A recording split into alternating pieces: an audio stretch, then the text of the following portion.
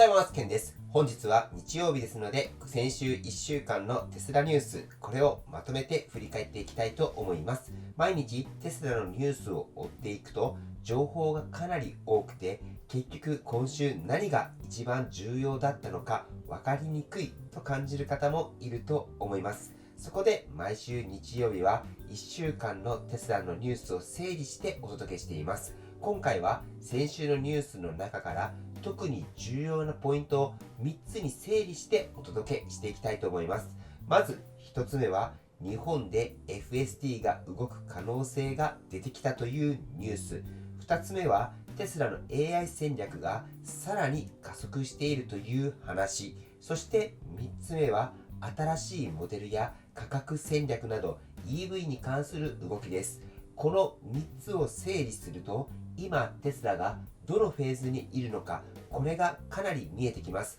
本日もぜひ最後までご視聴ください。ではまず最初のテーマは日本の FSD についてです。今週かなり話題になったのが、東京の公道でテスラの FSD がテストされているという投稿です。その投稿では、日本の道路環境でもスムーズに走行していったという内容が書かれていました。そしてあとは当局の正式な許可を待つだけというようなコメントもありました。もちろんこれはまだ公式に日本で FSD が解禁されたという話ではありません。最終的には国土交通省などの規制の承認が必要になります。ただ日本の道路で FSD が実際に動く可能性が出てきたというだけでもかなり大きなニュースだと思います。なぜかというと、日本は自動運転にとってかなり難しい環境だからです。アメリカやヨーロッパの道路は基本的に道路設計が比較的シンプルです。しかし日本の場合は道路が狭く、歩行者や自転車も多く、交差点の形状もかなり複雑です。そのため日本で自動運転がうまく機能するのであれば、世界の多くの都市でも対応できる可能性が高いと言われています。そしてもし日本で FSD が正式に導入されることになれば、機能は OTA、つまりソフトウェアアップデートで車に追加されていきます。もちろん FSD を購入した人に限りますけれども、テスラの特徴っていうのは、車を購入した後でもソフトウェアによって機能がどんどん追加されていくことです。ただしここで一つだけ注意点があります。それがハードウェアの違いです。現在テスラの車には自動運転用のコンピューターとして大きく2つの世代があります。ハードウェア3とハードウェア4です。最近販売されている車はハードウェア4を搭載していますが、日本にはまだハードウェア3の車もかなり多く存在しています。現在 FSD が展開されている地域を見ると、基本的にはハードウェア4が前提になっているケースが多いです。そのため日本で FSD が導入される場合も、まずはハードウェア4搭載車が対象になる可能性が高いと言われています。つまり日本のテスラオーナーにとっては、自分の車がハードウェア3なのかハードウェア4なのかっていう点がかなり重要になってくるかもしれません。そしてもう一つ注目したいのが、日本市場そのものの変化です。最近のデータを見ると、日本でのテスラ販売は前年比で約 90% 増となっていて、初めて年間1万台を突破しました。これは日本がテスラにとって少しずつ重要な市場になってきているということを意味しています。もしこのタイミングで FSD が日本でも導入されることになれば、日本市場の存在感はさらに大きくなるかもしれません。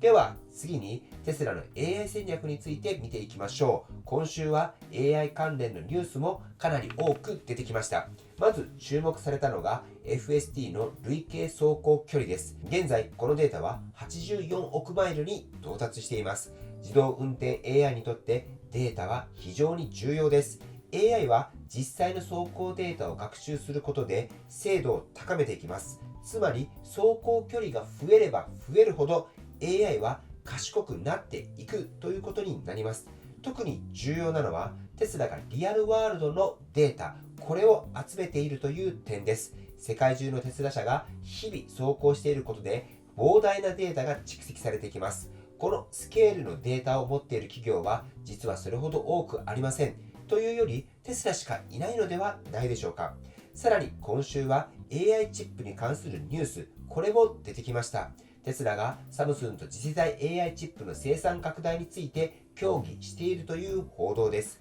この AI チップは FST だけでなく、人型ロボットのオプティマスや AI データセンターにも使われると考えられています。つまりテスラは車の会社っていうよりも AI インフラを作る会社になりつつあるとも言えます。実際、ウォール街の分析でもテスラの企業価値のかなりの部分が将来のロボタクシー事業で説明できるという見方が出てきています。これはテスラが EV メーカーとして評価されているっていうよりも、自動運転や AI 企業として評価され始めているということを意味しています。こうして見ていくと、テスラのビジネスは車の販売だけではなく AI、ロボティクス、そしてデータっていう方向に広がっていることがわかります。では最後に EV ビジネスの動きについて見ていきましょう。まず今週話題になったのがサイバートラックの価格です。デュアルモーター AWD モデルがたったの発売10日後に1万ドル値上げされました。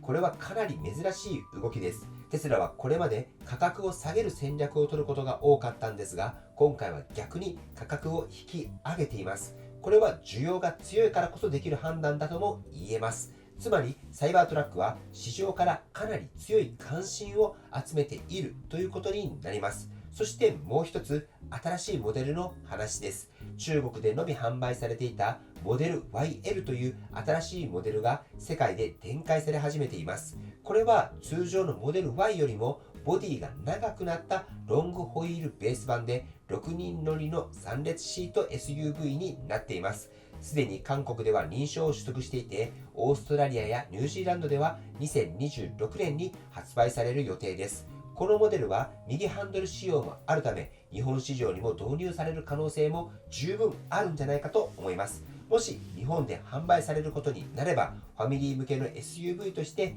人気が出る可能性もあると思います。では最後に今週のテスラ株の動きも簡単に振り返っておきましょう。今週の株価はおよそ400ドル前後で推移してきました。一時は403ドル付近まで上がる場面もありましたが、その後は少し下げて現在は400ドル前後の攻防になっています。終値は 396.73 と400ドルを切って先週は終わりました。しかしチャートだけを見ていると、今のテスラ株っていうのは方向感のない電池の中にあるように見えます。上には20日移動平均線、下には200日移動平均線があり、ちょうどその間でエネルギーを貯めているような状態です。こういう圧縮状態の後には大きな動きが出ることも多いので、今後の株価の動きにも皆さん注目されているんじゃないかと思います。はい、ということで今回は先週1週間のテスラニュースを整理してきました。特に重要だったポイントは日本 FST の可能性、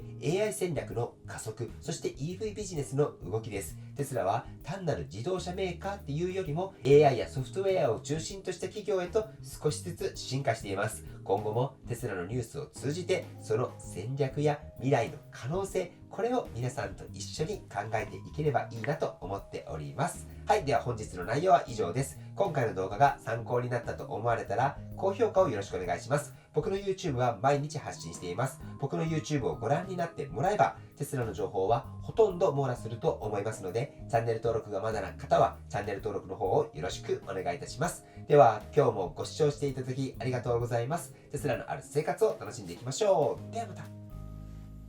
追伸です。本日は日曜日ですので、テスラのアンケートの結果を見ていきたいと思います。先週の結果ですが、テスラ株は先週末は 402.51 ドルで、今週末が 396.73 ドルということで、正解は下がるが正解となっております。ではアンケートの結果ですけれども、今回は430票いただいております。ありがとうございます。結果ですが、上がると答えられた方が一番多くて 49% ですが、結果は下がるでしたので、38% の方が正解となっております。では次にコメントをしてくれた方の結果を見ていきたいと思います。コメントですが6名の方が正解となっております。そして現在3週連続に3名の方が来ています。これは来週4週連続出そうじゃないかなと思います。そしてこのアンケートですけれども、4週連続正解された方には今は社内で使えるカークリーナーをプレゼントしています。ぜひ皆さん参加されてみてください。そしてこちらのアンケートですが、趣旨として2つあります。まずは株式投資の難しさ、これを実感してもらうということです。株式投資は株価予想など色々とあると思いますが、実際に毎週やることで、その難しさがわかると思います。そして株式投資で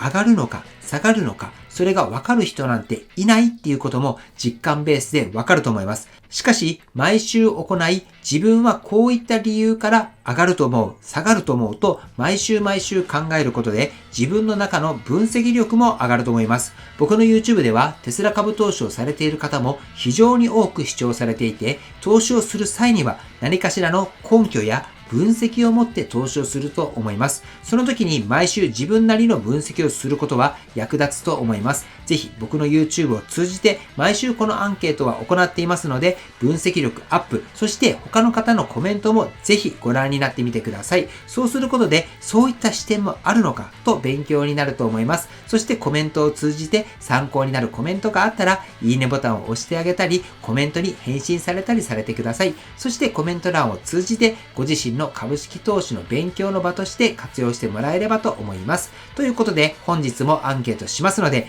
ぜひゲーム感覚でも大丈夫ですので参加されてください。きっとご自身のレベルアップにもつながると思います。締め切りは明日までです。はい。ということで本日も最後までご視聴していただきありがとうございます。素敵な一日をお過ごしください。ではまた。